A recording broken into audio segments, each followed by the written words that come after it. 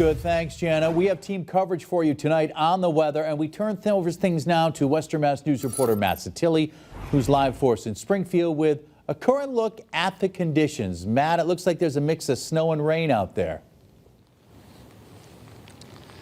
Chris, that's a pretty good way of putting it. It's also windier and colder than I remembered when we checked in with you at 6 o'clock. It's not sticking to the ground, but there are some pretty good-sized snowflakes in the air.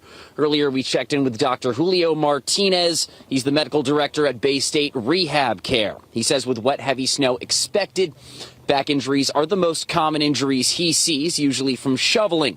Make sure to toss the snow forward when you're out there tomorrow. Don't twist. Don't throw it over your shoulder. He said, think about a baseball pitcher. When they throw a baseball, they step forward. He also alerted us to some other ways to protect yourself and take immediate action if something doesn't feel right.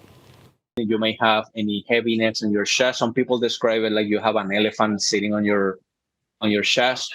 With any pain to the jaw or to your arm, you definitely want to be sure that you call 911. Don't call your doctor, just call 911.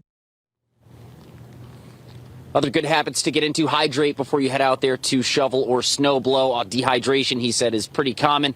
And also wear gloves and boots to avoid frostbite. We'll have live team coverage for you tomorrow at 4:30 a.m., so make sure to stick with us on air and online. For now, reporting live in Springfield, Matt Satilli, Western Mass News. All right, Matt.